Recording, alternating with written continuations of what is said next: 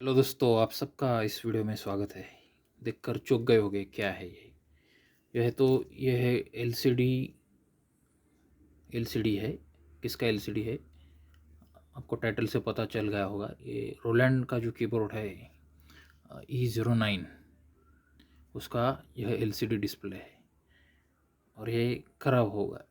ये डिस्प्ले नहीं होता, डिजिट नहीं दिखते। इसकी जो येलो लाइट है वो तो लगती है, लेकिन इसके ऊपर जो आंकड़े हैं दिखते नहीं। तो बहुत बड़ा प्रॉब्लम है। तो कीबोर्ड का कुछ इस्तेमाल ही नहीं फिर, अगर ये सबसे मेन चीज़ है। ये आपको अगर ढूंढने जाओ स्पेयर में, मिलेगी नहीं मिलती। मैंने किया है, ट्राई किया है, 2-3 जगह पे कांटेक्ट किया। 5,000 10,000 कुछ भी प्राइस बोलते हैं। और रोलैंड ने घटिया एक पॉलिसी अपनाई है। उनके कीबोर्ड्स तो अच्छे होते हैं, नो प्रॉब्लम्स। उसका जो हार्डवेयर होता है सब एकदम टिकाऊ होता है। आप खोल के भी देखेंगे तो आपको लगेज पता चल जाता है यामाहा और रोलैंड में क्या फ़र्क है। जब आप खोलेंगे, उनकी जो मजबूती है रोलैंड की, वो किसी ब्रांड में नहीं है। इवन रोलैंड की कॉर्क की भी अगर आप मरम्मत करना अगर खोलेंगे रिपेयरिंग के लिए, तो पता चले कॉर्क की भी क्वालिटी घटिया हो गई है। लेकिन रोलैंड ने एक ऐसी पॉलिसी खेली है, वो भी घटिया पॉलिसी है। उनके डिस्प्ले बहुत कम से जा रहे हैं, ख़राब हो जाते हैं 1 ही 2 साल में, और स्पेयर मिलता नहीं। तो इनकी मार्केटिंग स्ट्रैटेजी है ताकि लोग नए कीबोर्ड खरीदें। तो ये डिस्प्ले कैसे रिपेयर करते हैं, इसके बारे में यूट्यूब पर कुछ वीडियोस है, कुछ अलग अलग भाषाओं में है, फ्रेंच यूरोपियन भाषाओं में मिल जाएंगे। लेकिन वह कारगर नहीं है। आप करके देखिए वह जुगाड़, हुआ तो अच्छी बात है। मैंने भी वो किया था। उस जुगाड़ पर मैंने 2 साल लिए चलाया कीबोर्ड।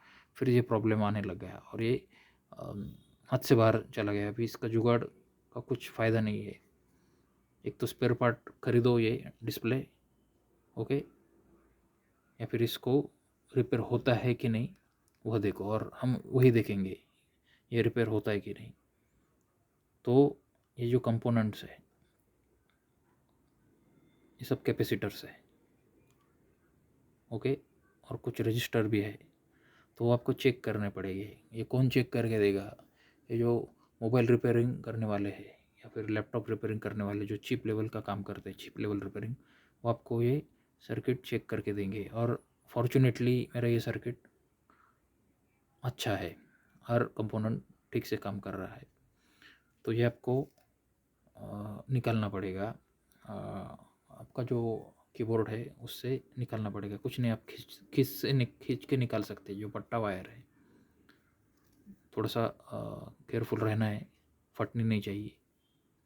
निकाले, और यहाँ पे 2 ऐसी वायर होती है ब्लैक कलर की, जो तुम्हारे कीबोर्ड से कनेक्ट होती है अंदर से। और ये निकालने का कुछ मार्ग नहीं होता है। एक तो यहाँ की शोल्डरिंग निकालो। जो मैंने ट्राई किया, शोल्डरिंग नहीं निकलती, क्योंकि बहुत ज़्यादा वैट की शोल्डरिंग गन से लग सकती है शायद। 80 वैट की शोल्डरिंग गन से शायद ये पिघल पाएगा। वो तो नहीं थी, तो मैंने वो वायर यहाँ से कट कर दी है, तब जाकर ये एलसीडी निकल पाया है। और इस पर हम क्या कर सकते हैं, तो यही मैं आपको बताता हूँ कि देखो प्रॉब्लम कहाँ पे आता है। इसकी ये जो पट्टा वायर है, ओके, ये फ्लेक्स कहते हैं इसको, wire flex, plastic wire flex, COF भी कहते हैं। तो इसकी हालत आप देख ही रहे। तो ये ख़राब है, बीच बीच में से कट गई है वो। तो ये आपको चेंज करनी पड़ेगी, रिप्लेस करनी पड़ेगी। और नई COF है, इसके ऊपर आपको शोल्डर करनी पड़ेगी, और ये विशेषज्ञ का काम है। तो कैसे हो सकता है? तो ये काम घर में नहीं हो सकता है, यह प्रोफेशनल का ही काम है। और वो भी हुआ तो हुआ, नहीं तो नहीं हुआ, इस तरह का काम है, क्योंकि ये पार्ट भी मिलना चाहिए। तो मैं आपको आइडिया बताता हूँ कि हर शहर में LCD टीवीज़ होते हैं, वो रिपेयर करने वाले लोग होते हैं। अभी अभी वो दिखने लग गए हैं। पहले 5 साल पहले नहीं मिलते थे, लेकिन अभी दिख रहा है। जो LCD रिपेयरिंग करते हैं, तो उनके पास एक special T shape soldering gun होती है। तो वो टी शेप शोल्डरिंग गन से ये पट्टा वायर वो निकाल सकते हैं COF। और इसी मेज़रमेंट की, तो ये 1 mm की है COF। मतलब इसके जो 2 वायर्स है, उनमें जो अंतर है वो 1 mm का है, ओके। तो उसी इसी मेज़रमेंट की पट्टा वायर यहाँ रख के इसको आपको फिर से शोल्डर करना पड़ेगा। ओके, अगर ये काम हो गया आपका तो ये एलसीडी डिस्प्ले ओके अगर ठीक हो जाएगा। ओके, तो ये आपको मतलब, तो पहले आप इसको रिपेयर करना अगर चाहते हैं तो मैं आपको यही कहना चाहता हूँ कि आप आपके शहर में ढूंढिए ऐसे कौन लोग हैं जो एलसीडी रिपेयरिंग करते हैं, एलसीडी की सीओएफ सोल्डरिंग करते हैं। वहाँ पे जाइए और रिक्वेस्ट करिए, क्योंकि ये डेलिकेट काम है और आम तौर पर ये होता नहीं, क्योंकि उनके परव्यू से बाहर है, ये अलग ही काम है ना। देखो किस तरह से डैमेज हो गई है, या फिर से कट भी हो गई थी।